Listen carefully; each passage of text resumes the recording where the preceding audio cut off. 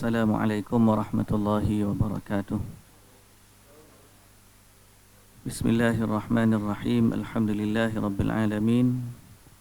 Wassalatu wassalamu ala ashrafil anbiya'i wal mursalin Nabiyyina Muhammadin wa ala alihi wa sahbihi ajma'in. Rabbi syrah li sadri wa yassir li amri wahlul 'uqdatan min lisani yafqahu qawli, amma ba'du. Puji dan syukur bagi Allah Subhanahu wa taala, Tuhan sekalian alam. Selawat dan salam ke atas Nabi kita Muhammad sallallahu alaihi wasallam. Juga atas ahli keluarga baginda, para sahabatnya dan para pengikutnya yang setia sehinggalah ke hari kiamat. Alhamdulillah. Malam ni kira kuliah ganti. Dan Abu Talha kata marilah sambil-sambil ziarah Baitus Salam. Yang hari ini tidak kuliah mana sebenarnya, mari nak ziarah. Tapi oleh kerana menjadi sifat dan kebiasaan para salaf, bila nak masuk Ramadan, berbicara dan berwasiat tentang kedatangan Ramadan, supaya menjadikan hati kita gembira dengan kedatangan Ramadan dan menjadikan kita berusaha untuk memperbaiki diri sebelum datangnya Ramadan. Jadi kerana itu kita bincang-bincang sajalah malam ni berkaitan dengan meraih ganjaran di bulan Ramadan ataupun berkaitan dengan persediaan kita di bulan Ramadan. Walaupun mungkin lepas ni akan banyak lagi cerita-cerita sebagini, tapi biarlah dia menjadi satu rangsangan, motivasi, tazkirah kepada kita untuk mengingatkan diri dengan kedatangan Ramadan. Baik, pertama sekali kita ketahui bahawa apabila berkait dengan Ramadan, dia adalah soal pilihan Allah. Allah, dia mencipta dan dia memilih. Yakhluqu ma yasha'u wa yakhtar. Allah ni dia mencipta dan dia memilih. Itu hak Allah secara mutlak. Allah pilih siapa yang dia nak. Allah pilih bumi mana yang dia nak. Allah pilih masa mana yang dia nak. Allah pilih keadaan mana yang dia nak. Itu semua hak Allah. Kita sebagai hamba ni, kewajipan kita adalah mentaati Allah. Ni kerja buat kita. Celak mata kita, kerja kita, wazifatuna, tugas kita adalah mentaati Allah. Kita jangan tanya kenapa Allah nak gini, kenapa. Kita jangan tanya pasal apa. Allahu yakhluqu ma yasha'u wa yakhtar. Allah dia cipta dan dia memilih daripada ciptaannya siapa yang dia kehendaki, apa yang dia nak kehendaki. Itu urusan Allah. Kalau Allah Ta'ala kata dia pilih benda ni, kita kena terima. Itu pilihan Allah. Allah pilih orang ni jadi engineer. Allah pilih orang ni jadi ustaz. Allah pilih orang ni. Allah pilih seorang tu jadi lelaki. Allah pilih orang tu jadi perempuan. Ini semua pilihan Allah. Tak boleh seorang hamba tiba-tiba apabila Allah Ta'ala menentukan sesuatu kepada dia, dia kata pilihan itu duduk pada aku. Tak boleh. وَمَا كَانَ لِمُؤْمِنٍ وَلَا مُؤْمِنَةٍ إِذَا قَضَى اللَّهُ وَرَسُولُهُ أَمْرًا أَنْ يَكُونَ لَهُمُ الْخِيَرَةُ. Tidak boleh orang mukmin atau mukminah apabila Allah telah menetapkan satu ketetapan dan juga Rasulnya, tiba-tiba dia kata pilihan terletak pada dia. Jadi soal Ramadan adalah kita berinteraksi dengan sesuatu yang telah dipilih oleh Allah. Allah pilih dari kalangan hamba-Nya seorang manusia yang paling istimewa, dan pilihan Allah adalah Nabi Muhammad sallallahu alaihi wasallam. Allah pilih daripada kalangan hamba-hamba-Nya juga satu umat yang terbaik, dan itu juga adalah umat Nabi Muhammad sallallahu alaihi wasallam. Allah pilih dari kalangan daripada permukaan bumi. Allah pilih Makkah Al-Mukarramah sebagai tanah haram. Apa Allah Ta'ala tak pilih Malaysia kalau kita kata?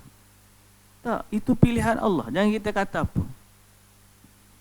Sebagaimana Allah juga telah memilih dari kalangan bulan, adanya bulan haram, dan Allah telah memilih Ramadan sebagai satu bulan yang difardu atau satu bulan yang istimewa, diturunkan padanya Al-Quran, ada pada malamnya Lailatul Qadar, dan beberapa keistimewaan yang banyak yang semua kita dah tahu. Jadi berinteraksi dengan Ramadan sebenarnya berinteraksi dengan pilihan Allah. Kita nak kena sedar yang tu dulu. Orang anggap, Ramadan musim. Musim tu seakan-akan dia berlalu seperti tiada yang menentukannya. Macam orang tengok musim durian, ni musim durian nak mari. Musim banjir, dia ni musim banjir. Orang tidak pergi kepada yang atas daripada tu. Siapa yang telah memilih dia nak jadi musim ni musim hujan, ni musim kemarau, yang ni musim buah, dan yang ni adalah musim ibadah. Allahu yakhluqu ma yasha'u wa yakhtar. Allah mencipta apa yang dia kehendaki dan dia memilih apa yang dia kehendaki.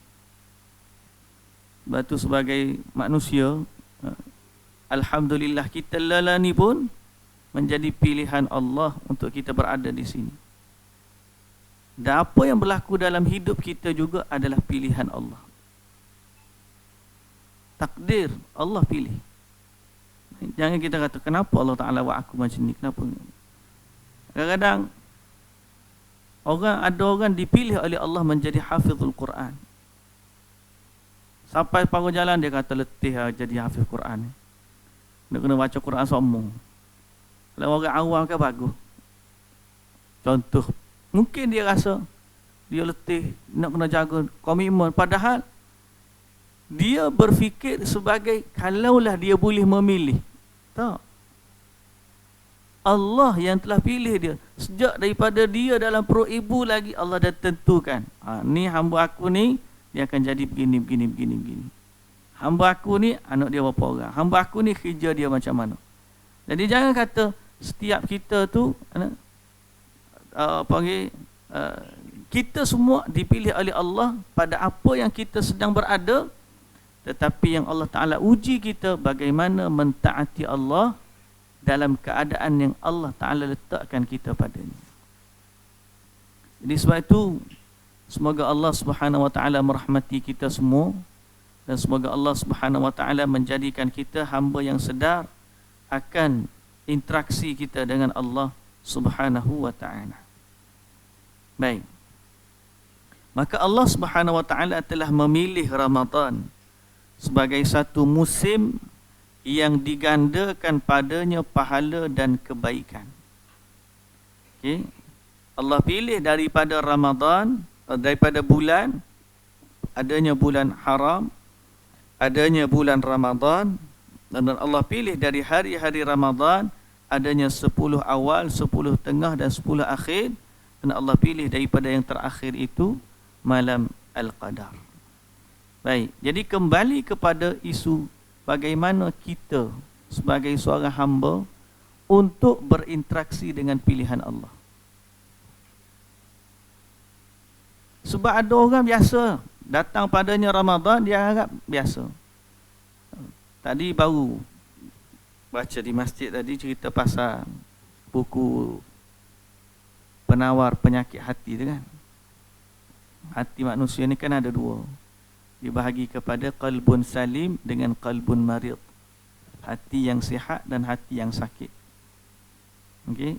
Jadi bila manusia dia tak tahu apa yang sedang berlaku tentang Ramadan, tahulah dia seperti orang yang merasakan makanan dalam keadaan lisannya sakit, lidah dia sakit. Teh makanan berasa macam mana? Hak sedap jadi tawar, hak manis jadi pahit. Mana? Taing sakit. Kalau hak taing sihat tu, hak pahit jadi manis. Kerana syahid. Tak? Hak lani tu kan? Hak pahit pun jadi manis, hak tawar pun jadi masin. Jadi sedap lah kau makan. Pasal hati gembira. Tapi kalau hati sakit, Allah, hak manis pun jadi lain rasa dia. Begitulah hati manusia. Datang Ramadan, ni musim ibadah. Tapi oleh kerana hati dia sakit, dia tak rasa gembira dengan kedatangannya. Sebab tu kalau hari ni, seminggu lagi nak Ramadan, kita masih lagi tak ada rasa apa-apa tentang Ramadan. Malaikat, nanti nak kena puasa. Malaikat kita cek apa yang kita nak makan, menu kita.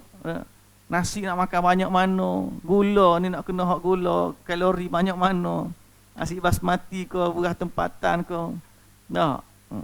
Kita ada cara bak bila Ramadan, cerita bak makan. Sedangkan orang-orang yang hatinya hidup, bila datang Ramadan, dia bagaimana berinteraksi dengan Allah Subhanahu wa ta'ala. Jadi cerita kita ni nak mengingatkan benda tu je lah. Okay? Nak ketik, nak jetik biar kalau orang jatuh enggak nak suruh kena karang tu biar hidup balik. Ya tapi karang tu payah nak dapat. Berapa tambah-tambah kalau Ramadan, kalau tahun lepas tak tahu kita Ramadan kita macam mana tahu. Kalau tahun ni Ramadan macam tahun lepas juga, Allahu Akbar. Dahlah tahun lepas tu sembahyang tarawih pun kat rumah je. Tak boleh nak sembahyang dengan berjamaah. Tarawih kat rumah, rakaat kita tak tahu berapa. Ada cukup, ada tak cukup, baca cepat, baca lambat, ada berlaku. Jadi isunya ialah macam mana nak membiarkan hati kita rasa gembira dengan Ramadan. Baik. Syahruna hadha wa dhaifuna wa hadha syauqul azim min qulubil muhibbin wa afidatil mu'minin li hadzal mausimil kabir. Bila datang Ramadan, dia adalah tetamu yang datang dan menjadi kewajipan kita apabila datang Ramadan untuk mendekatkan diri kepada Allah Subhanahu wa ta'ala. Dan inilah waktunya seorang hamba dia nak mendekatkan diri kepada Allah Subhanahu wa ta'ala dengan sifat dekat yang lebih daripada bulan-bulan lain.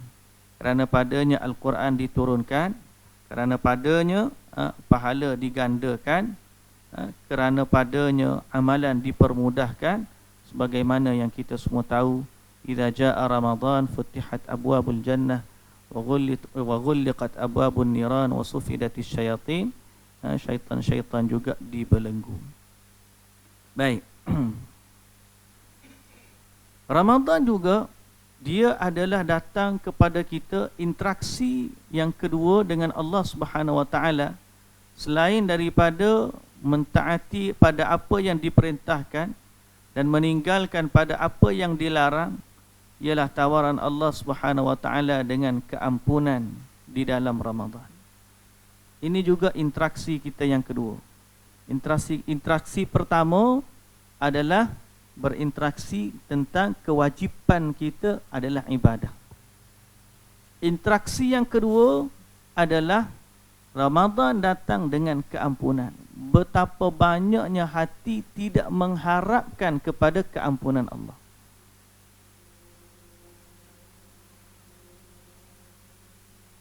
Sungguh kita ni kadang-kadang kita rasa keampunan Allah tu harga dia murah. Kita rasa, padahal dia sangat mahal harganya. Kita rasa dia mudah, padahal dia sangat payah nak mendapatkannya. Kita rasa selesa, padahal belum tentu kita berada dalam zon keamanan dari Allah Subhanahu wa taala. Saya suka ambil contoh dalam soal istighfar ni, walaupun kita ni kita sedar kita ni bukan siapa-siapa, tapi nak suruh kita tahu, nak dapat keampunan ni bukan satu benda yang mudah. Ada orang dia anggap dia selepas solat astagfirullah, astagfirullah, astagfirullah, okey.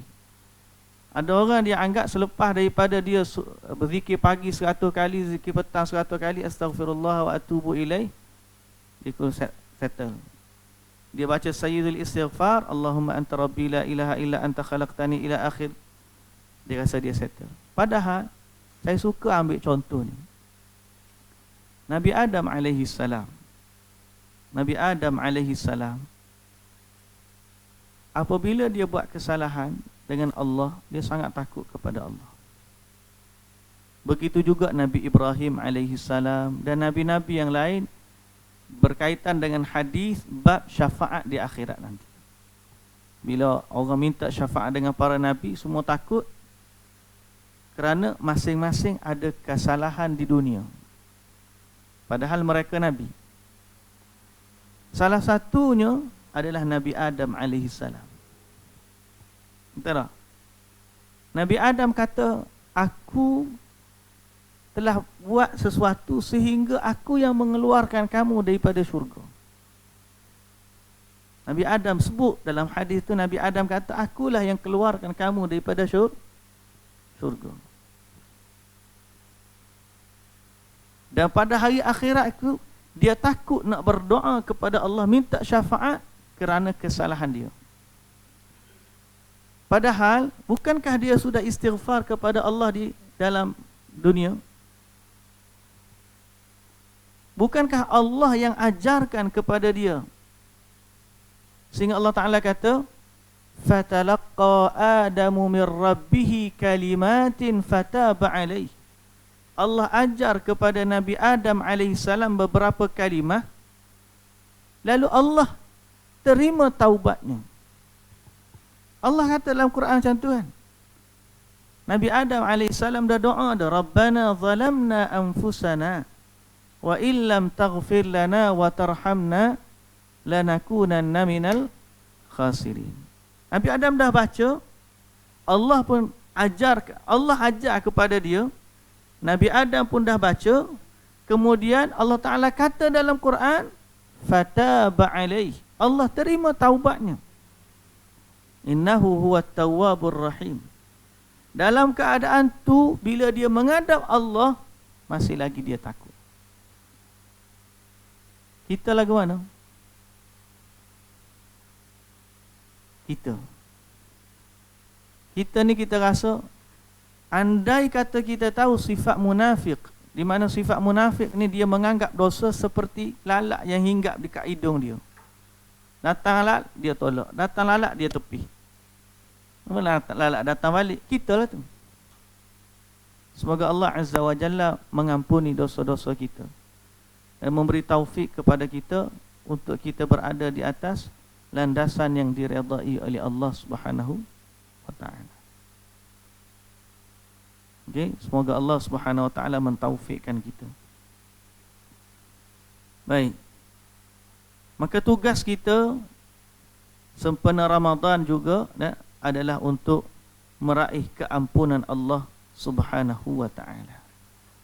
Meraih keampunan Allah Subhanahu wa Ta'ala, kerana itulah juga antara tawaran Allah yang paling besar. Man shama ramadhana imanan wa ihtisaban ghufira lahu ma taqaddama min dhanbi. Akan tetapi secara realitinya, kita hidup di satu zaman yang mana yang memberi nasihatnya banyak, tetapi yang beramalnya sedikit. Semoga Allah Subhanahu wa Ta'ala menjadikan kita dari kalangan yang bertakwa.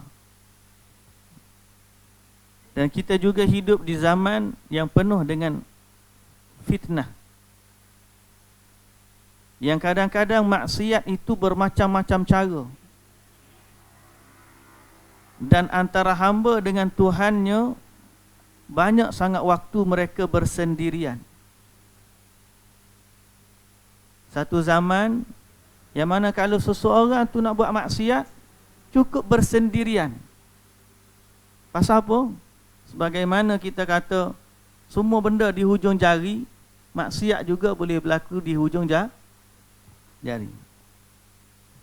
Wa ma aktsara fi hadzal zaman.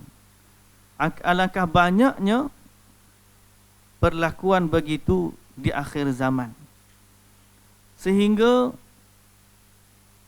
apa yang berlaku ialah pencemaran, talwith. Tapi bukan pencemaran bumi ni. Kalau pencemaran bumi ni semua orang tahu belaka dah. Dah orang buat rawat macam-macam.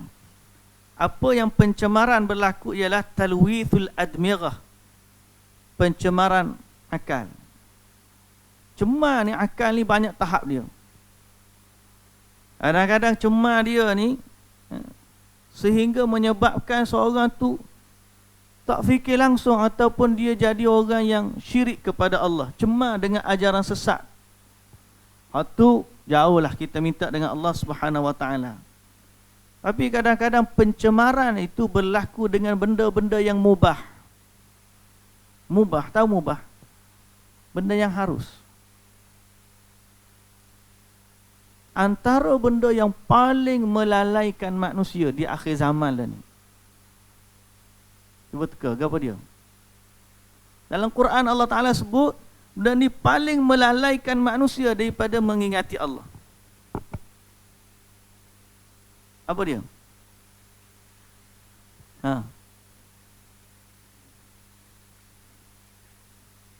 Harta dan la tulhikum amwalukum wala auladukum, harta dan anak-anak. Tapi dalam sebut bab harta ni, Allah Subhanahu Wa Taala sebut dalam surah An-Nur, rijalun la tulhihim tijaratun wala bay'un an zikrillah. Lelaki-lelaki yang tidak dilalaikan oleh jual beli daripada mengingati Allah. Saya pun tak tahu. Terutama kita ni hak baru nak nega. Kalau orang nega hak memang kaya dah tak apa. Nak. Kalau macam rumah tak apa, dia tak kaya besar. Tapi kalau kita ni jenis nega hari ni nak mikir banyak mana hasil kita boleh. Esok no. Kepala kita ni Allahu Akbar, duk mikir kedah kita tu lagu mana. Lah ni pula shopping pula, mai ikut telefon pula. Duk beli ni barang aku siapa mana dah ni. Kakak punya ketuk pintu tu Ninja Van kau. Allah Ta'ala sebut dalam surah Al-Jumu'ah, idza nudiya lis-salati min yaumil jumu'ati fas'au ila dzikrillahi wa dharul bai'. Tinggalkan jual beli. Pasal apa? Sebab jual beli antara perkara yang banyak melalaikan manusia daripada zikrullah. Harta, kalau dia duduk saja dalam bank, tak sibuk mana. Tapi transaksi dia tu, kalau orang pecing ada harta dalam bank, ada. Tapi dia sibuk tak? Tak sibuk mana. Tapi kalau dia berniaga, ada transaksi keluar masuk, fikiran dia duduk. Dan ini antara fitnah di bulan Ramadan. Saya sebut sebab apa? Sebab orang kita sebalik bersiap sedia datang Ramadan untuk ibadah, musim ni lah hak dia tak pernah berniaga pun nak berniaga.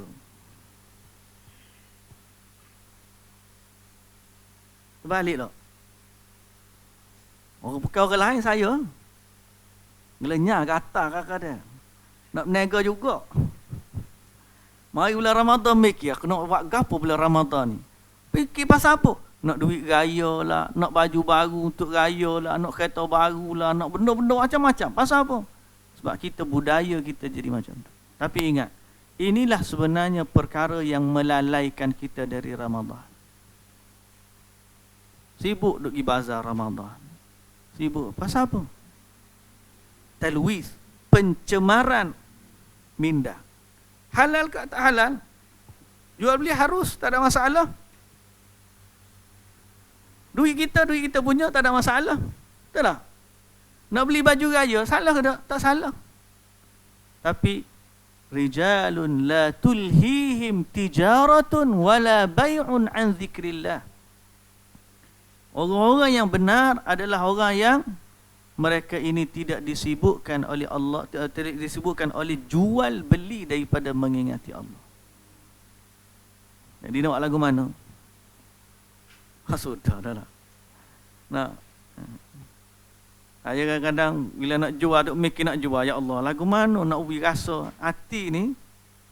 Nak ubi rasa hati ni tidak mikir sangat. Bulan Ramadan jangan jadi musim berniaga.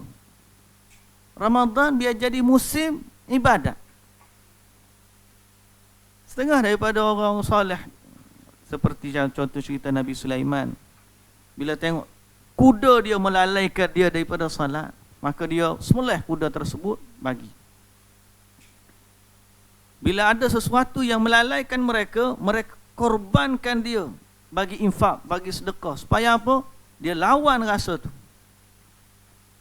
Jadi kalau tiba-tiba, tapi jangan kita sampai kira fakir, apa ke dana, memang keperluan kita, memang tu kerja kita untuk mencari rezeki, al-kasbu, memang halal. Tak apa, tak ada masalah. Tapi jangan sampai bila kita sebelum ni tak pernah meniaga, masuk Ramadan jadi nak meniaga. Dah lah, kau buat karipak jadi karipak oksigen. Selama ni tak pernah buat karipak, nak jual karipak. Selama ni tak pernah jual apa, air soya lah, macam-macam. Tiba-tiba macam-macam keluar produk di bulan Ramadan. Kalau dia dah jual dah apa tu, kuih tak, tak gemuk. Tu tak apa dah, muka dia jual dah. Bulan lain dia jual dah, okey lah. Kalau bulan lain dia jual dah, tak ada lah kata dia baru nak sibuk. Tu memang kerja dia dah. Ni, heran sungguh orang kita. Saya tak tahu budaya ni ada tak tempat lain. Tapi mari pak kita ni, bulan Ramadan jadi pakat nak berniaga. Baik orang yang hak belajar ke, orang tak belajar ke, ustaz diri pun kadang-kadang dia mikir nak berniaga. Bila sakit ni baru rasa tak payah berniaga lagu. Ya salam. Okey. Tapi ingat, bukan sekadar sibuk tu orang berniaga. Yang membeli juga akan sibuk. Jadi sebab tu dia panggil termasuk daripada talwith, pencemaran minda kita di bulan Ramadan. Masuk bulan Ramadan, kita nak banyak membeli, kita banyak nak berjual. Ini talwith. Okey. Padahal Ramadan adalah maghsalah, dia panggil. Maghsalah ni tempat cuci. Sepatutnya minda kita yang selama ni duduk sibuk dengan perniagaan, duduk sibuk dengan jual beli, duduk sibuk dengan kerja, duduk sibuk macam-macam. Datang Ramadan ni lah untuk kita cuci balik minda kita. Okey. Malah kadang-kadang ada yang melakukan maksiat di dalam Ramadan. Padahal kita mengharapkan kebaikan Ramadan menghapuskan maksiat-maksiat sebelumnya. Hendaklah seseorang itu takut kepada Allah dan takut kepada laknat yang ada dalam hati orang-orang mukminin. Okey. Sehingga Abu Darda berkata, liyattaqi ahadukum an tal'anahu qulubul mu'minin wa huwa la yash'ur. Hendaklah seorang itu takut akan laknat, okey, hati orang mukminin dalam keadaan dia tidak sedar. Orang tanya Abu Darda, macam mana hati orang mukmin melaknat orang-orang itu? Kata dia, yakhlu bima'asillahi fayulqillahu lahul bughdu fi qulubil mu'minin. Dia melakukan maksiat antara dia dengan Allah. Akan tetapi Allah mencampakkan rasa benci kepadanya dalam hati orang mukminin. Berkata Sulaiman At-Taimi, innar rajula la yusibu adh-dhanba fi sirr fayusbihu alayhi madhallatah. Innal 'abda la yudhnibu fima bainahu wa baina Allah thumma yaji'u ila ikhwanihi fayarawna athara dhalika alayhi. Seorang lelaki ada melakukan dosa secara sendirian. Tiba-tiba pada pagi hari dia bangun, dia mendapati kehinaan maksiat ada padanya. Dia melakukan dosa antara dia dengan Allah. Akan tetapi bila dia datang kepada saudara-saudaranya, dia melihat kesan daripada maksiat itu ada di depan mereka. Jadi sebab itu kita mesti takut kepada Allah Subhanahu Wa Taala daripada kemaksiatan dan perkara-perkara di bulan Ramadan. Bertaubatlah kepada Allah Subhanahu Wa Taala, sibukkanlah diri dengan ibadah, jangan disibukkan dengan perkara-perkara yang lalai dan lara. Ada juga orang tak berniaga, tak benda lain, tapi sibuk lalai dengan lara, duduk dengan rancangan televisyen. Itu juga talwis, dipanggil pencemaran. Sebaiknya kita mempersiapkan diri dengan taubat sebagaimana kita kata tadi. Ada sebahagian daripada ulama ataupun sebahagian yang menyebut taubat untuk Ramadan dimulakan daripada Syaban lagi. Maknanya kita lah ni, kita bersedia menghadapi Ramadan dengan bertaubat. Kerana amal salih itu berkait dengan dosa. Sekiranya ada dosa, dia menghalang kita daripada amal salih. Maka nak masuk dalam Ramadan, cara yang terbaik adalah membebaskan diri dari belenggu dosa sebelum masuk ke dalam bulan Ramadan Al-Mubarak. Agar kita mendapat, tubuh kita ni, kita rasa ringan dan bersemangat untuk mendapat ataupun beramal di bulan Ramadan. Baik. Begitu juga menjadi satu sunnah kepada menjadi satu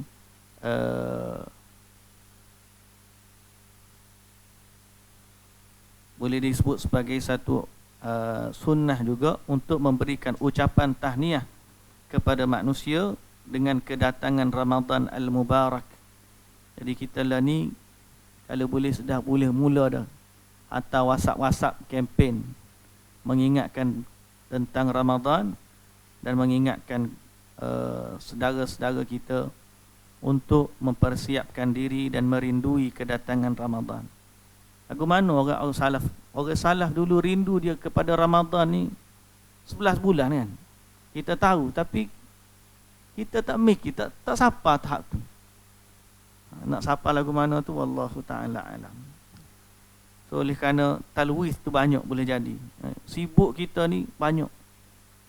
Kurang-kurang nego pun dah. Tengok drama pun dah. Apa lagi nak tinggal? Apa-apa paling besar sekali, tengok telefon. Tak lepas juga. Habis waktu besar sekali. Okey.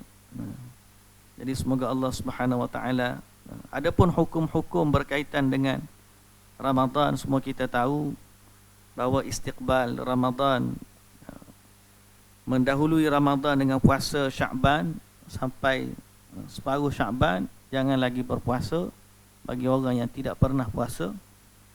Apatah lagi terkhusus pada 1 hari atau 2 hari sebelum Ramadan yang kita panggil sebagai Yaumus Syak. Okey. Juga menjadi makruh, larangan bagi orang yang tidak pernah berpuasa. Mana kita sambut Ramadan biar betul-betul dengan Ramadan. Kerana tu saya ingat semua orang kita tahu belaka dah tentang tidak ada atau larangan puasa pada Yaumus Syak. Begitu juga dengan hutang-hutang ganti sebelum Ramadan. Puasa-puasa tu ganti kalau bagi orang yang ada ganti. Malah persiapkanlah semua kerja-kerja kita sebelum datangnya Ramadan agar kita boleh fokus dalam Ramadan. Ibadat di bulan Ramadan terutama umrah, tapi tak tahulah Ramadan ni boleh pergi ke tak boleh pergi musim umrah kita ni. Kalau boleh pergi alhamdulillah, kalau tak boleh pergi duduk di rumah sajalah. Dan selain daripada itu, bersiap juga al-isti'dad li Ramadan bil judi wal badl. Bil jud ni dengan kedermawanan, buat planning. Planning macam saya kata tadi, kalau orang boleh planning untuk berniaga, maka kita plan untuk infak. Buatlah planning kita. Mana satu hari kita nak bagi buka puasa tu berapa banyak. Kita nak sedekah air ke, kita sedekah makanan ke, kita nak bantu apa. Infak kita di bulan Ramadan buat planning. Kalau boleh harta-harta yang ada kita bajet siap-siap bulan Ramadan ni aku nak keluar sebahagian harta ni untuk infak. Okey? Sebab dalam hadis Nabi sallallahu alaihi wasallam adalah seorang yang sangat dermawan dan bertambah kedermawanan Nabi sallallahu alaihi wasallam di bulan Ramadan. Dan dibuatlah planning. Okey. Wal jud bil mal zakatun wa sadaqatun wa nafaqat 'ala al ahli wa ihtisab al ajri fiha innahu li syai'in 'azim la syai'un 'azim.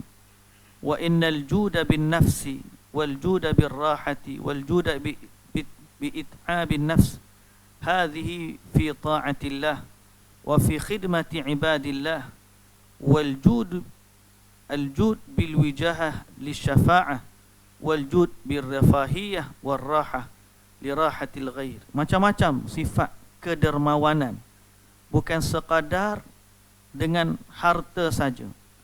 Al-jud, kedermawanan ni boleh jadi kedermawanan dengan ibadah, kedermawanan dengan harta, kedermawanan dengan jiwa, kedermawanan dengan pengorbanan, kedermawanan dengan khidmat kepada hamba-hamba Allah, kedermawanan dengan ilmu, kedermawanan dengan dakwah, macam-macam. Makna sifat memberi itu bukan sekadar dengan harta.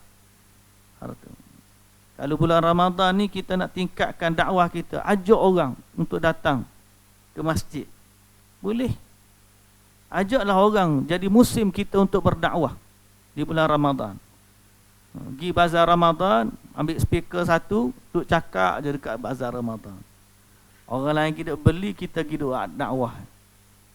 Boleh ke tak? Boleh, idea tu ada, nak buat tu tahu tak. Nak, Abu Mu'ah boleh buat dia. Banyak kedermawanan di bulan Ramadan ni sebut ni. Antaranya ilmu juga termasuk. Ya. Jud dengan ilmu, memberi dengan ilmu. Ni, semoga Allah Subhanahu Wa Taala mengampuni kekurangan kita pada apa yang dah berlaku dan memberikan taufik kepada kita pada apa yang kita akan lakukan dan pada masa-masa yang akan datang. Baik muslimin dan muslimat yang dirahmati Allah Subhanahu Wa Taala. Yang seterusnya juga daruratu salamatil qalbi wat takhallus min muadatil khuluq. Kewajipan sebelum Ramadan adalah menyucikan hati dan berlepas diri daripada akhlak-akhlak yang buruk. Sebab kita tahu Nabi sallallahu alaihi wasallam bersabda, "Man lam yada'a qawla zur wal 'amala bihi falaysa lillahi hajatun fi an yada'a ta'amahu wa syarabah." Siapa-siapa yang tidak meninggalkan perkataan dusta dan amalan yang buruk, maka Allah tidak berhajat kepada dia meninggalkan makan dan minumnya. Jadi sebab itu berusahalah memulihkan hati kita daripada akhlak-akhlak yang buruk. Boleh jadi kita tak berasa, tapi orang tengok kita ni ukuran kita bukan kita. Kita kalau kita kata kita baik sombong. Macam isu dia Abu Talha cerita, tak? Pegang helmet dengan peluh lah, macam cakap kasar. Tak? Kita rasa tak kasar dah. Tapi orang tu tengok, buat apa dia ni cakap kasar dengan aku? Orang tu tengok. Tak? Mungkin kita kata okey dah. Begitulah kita juga. Banyak perkara kadang-kadang kita rasa okey. Tapi sebenarnya interaksi dengan manusia ni ukurannya duduk pada manusia. Interaksi dengan manusia ni ukuran dia duduk pada, melainkan luar kebiasaan. Tengok orang tu, orang yang memang jenis memang dengan orang mana-mana pun dia akan ada masalah. Yang tu masalah orang tu lah. Tapi kalau dia tu orang normal, buatlah. Hatta kita kata, kalau kita terpaksa berkorban, merendahkan sifat kita untuk mendamaikan hati seseorang, lakukanlah. Pasal apa? Ramadan. Tak rugi kalau kita kata kita menundukkan diri kita, merendahkan diri kita, buang sifat-sifat mazmumah dan sebagainya, tak rugi. Biarlah orang kata apa pun, yang penting bila bulan Ramadan kita nak jadi sebaik-baik manusia. Okey? Tapi pokok pangkalnya kembali kepada bagaimana hati kita melihat perkara ni baik ataupun buruk. Pokok pangkalnya sedar ataupun tidak kemanisan yang nak datang. Pokok pangkalnya kita ni sihat ke kita ni sakit, akal kita ni bersih ke akal kita ni kotor. Semuanya kena settle sebelum Ramadan. Bila masuk Ramadan, itu kerja lain. Kita nak buat ibadat pula begini, itu kerja dalam Ramadan.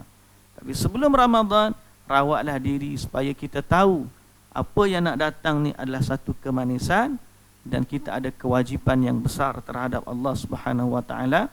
Mudah-mudahan Allah Subhanahu wa taala memberkati kita semua. Okey. Jagalah diri juga dengan keikhlasan dan juga niat. Mudah-mudahan kita diberikan keikhlasan dalam ibadah kepada Allah Subhanahu wa taala. Baik, betul lah pada setakat tu dululah. Ni. Ya. Ada soalan nak tanya.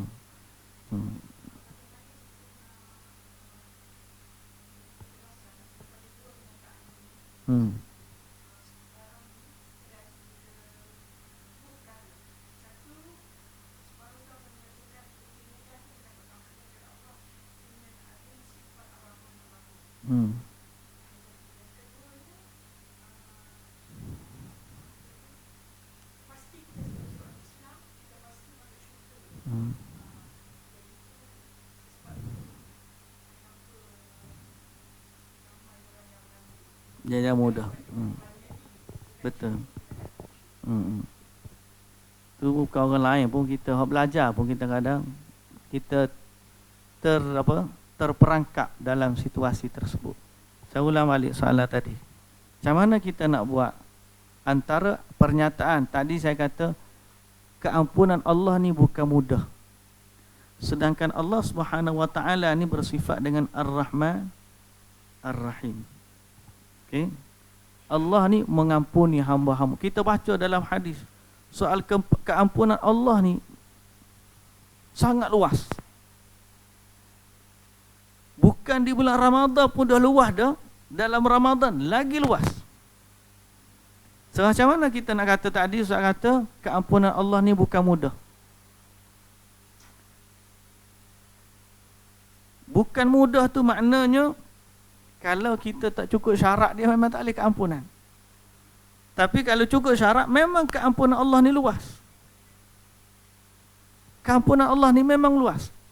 Dan sebab tu kita ni kita kena duduk di tengah-tengah mengharap kepada rahmat dari Allah tapi masih ada lagi takut kepada azab Allah.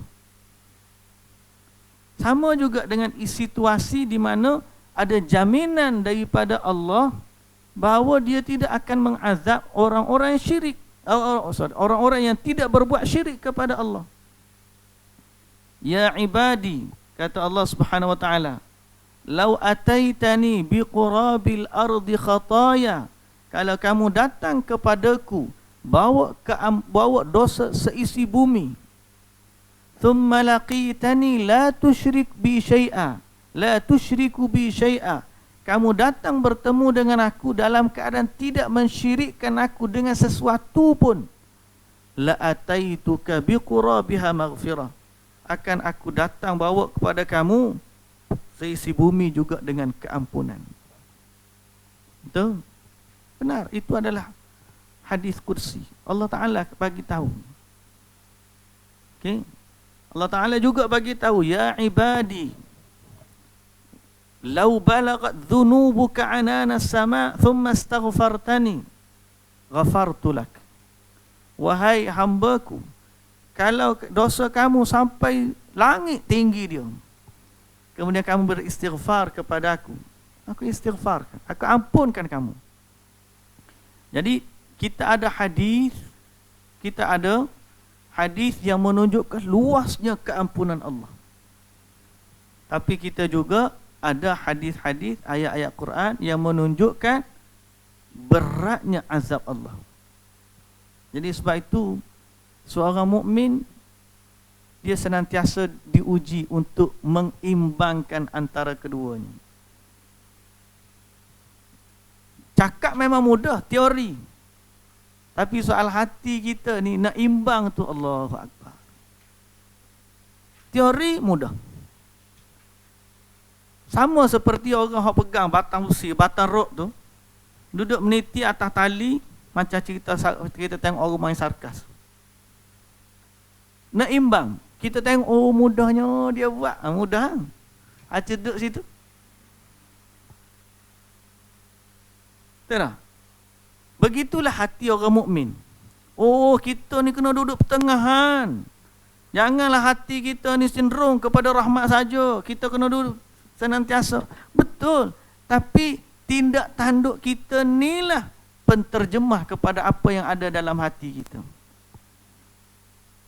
Kita ambil orang yang paling faham tentang situasi.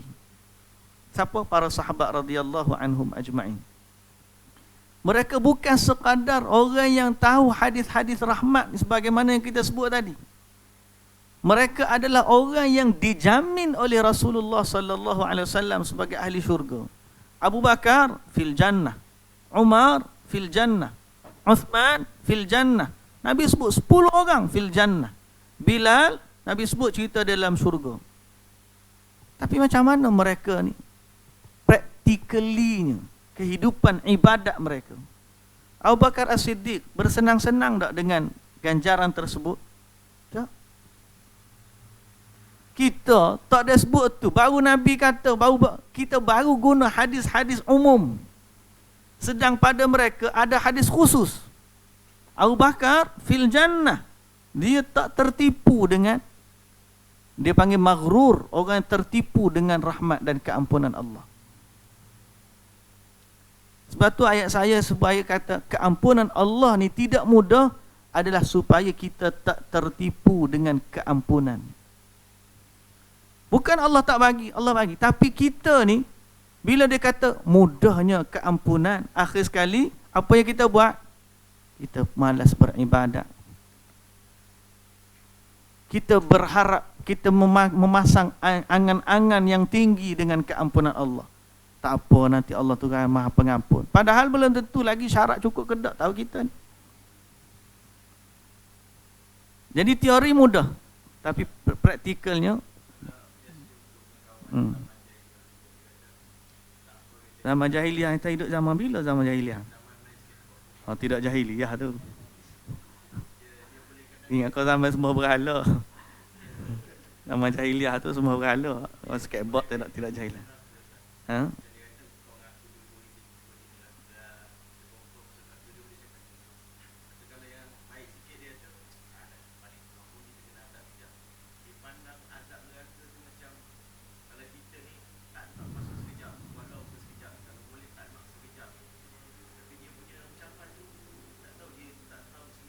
Syubhat.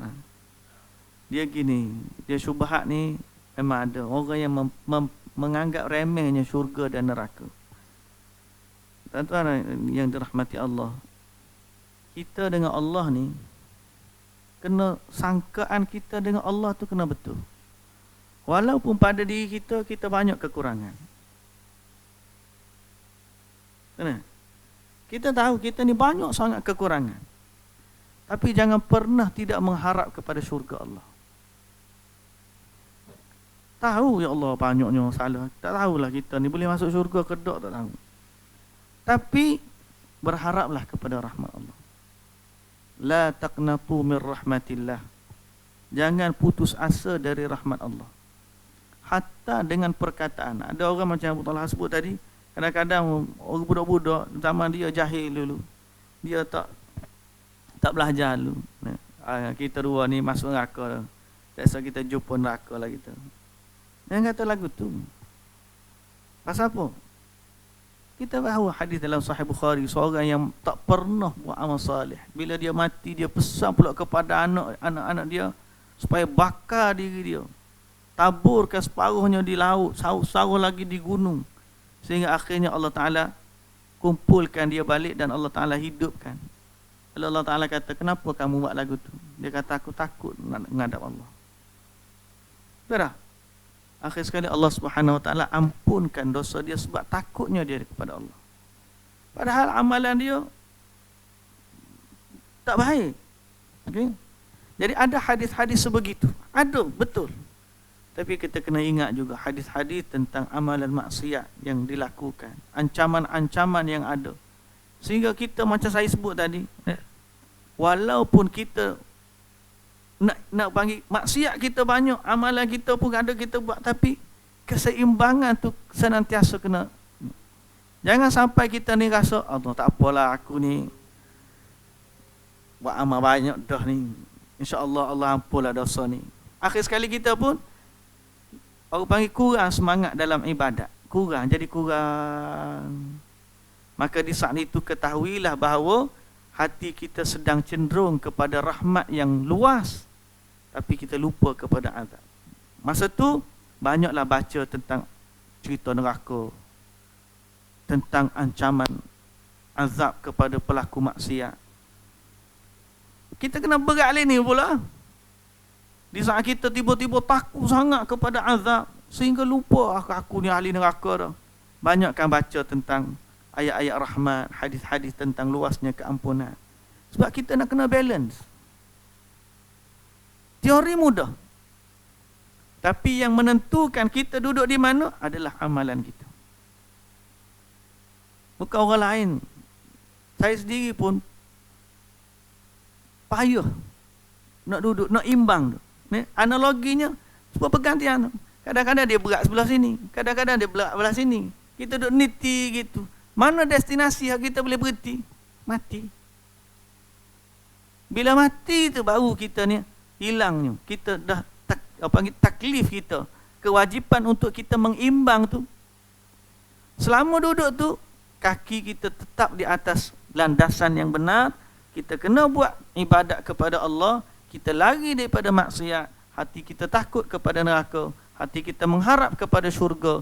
Dalam keadaan kekurangan yang ada, tapi hati kita tetap mengharap kepada Allah Subhanahu Wa Taala. Jadi Ramadan masuklah dengan hati yang sebegitu. Sebab kalau kita tak apa aku masuk Ramadan, kan Allah Taala tu Maha Pengampun. Kalau begitu, kenapa Nabi SAW bagi tahu raghima'an, hinalah, celakalah, rugilah orang yang bertemu dengan Ramadan tapi tidak diampunkan dosanya. Siapa mereka? Maknanya ada orang macam tu. Jadi kena ada keseimbangan tu. Okay? Jangan kita ambil mudah. Jadi ayat saya kata keampunan Allah tu tidak mudah, adalah supaya kita tidak bermudah-mudah dengan istighfar dan keampunan. Seolah-olah bila kita dah istighfar 100 kali, clear. Padahal kita tak tahu apakah istighfar kita diterima Allah ataupun tidak. Tapi kita mengharap semoga Allah Subhanahu Wa Taala menerima taubat kita dan Allah Taala memberikan kepada kita syurga. Okey? Dan sebab tu kena minta dengan Allah. Ya muqallibal qulub, tsabbit qulubana ala dinik. Ya musarrifal qulub, sarrif qulubana ala ta'atik. Allahumma inna nas'aluka al-huda wat-tuqa wal-'afafa wal-ghina. Ya hayyu ya qayyum bi rahmatika astaghith aslih li sya'ni kullahu wa la takilni ila nafsi tarfata 'ain. Okey, banyak benda lagi kita. Bulan Ramadan ni, doalah. Minta Allah Subhanahu Wa Taala pandu hati kita. Lemah kita ni kadang-kadang, bukan jatuh je lemah, hati lemah. Kalau lemah jatuh tu boleh juga pergi hospital. Tapi masalah hati ni, apa dia nak rawat kita? Belilah buku. Kalau mudah lagi, rendam dalam air blender. Lepas tu minum. Tak cukup 1 dos, beli lagi 1. Kalau baru boleh beli banyak kali, betul lah. Nah, jadi begitulah masalah hati ni. Muqallibah, dia taqallab. Hati dia begitu sifat dia. Jadi semoga Allah Subhanahu Wa Taala mentaufikkan kita untuk menghidupkan Ramadan dengan sebaik-baiknya. Baik, insya-Allah. Wallahu alam. Kira jawab dah ni tak? Tak ada soalan, betul lah. Alhamdulillah. Cukuplah setakat tu. Terlebih hak dah tu. Subhanakallahumma wa bihamdika asyhadu an la ilaha illa anta astaghfiruka wa atubu ilaik. Aqulu qawli hadza wa astaghfirullahal azim li wa lakum. Assalamu alaikum warahmatullahi wabarakatuh.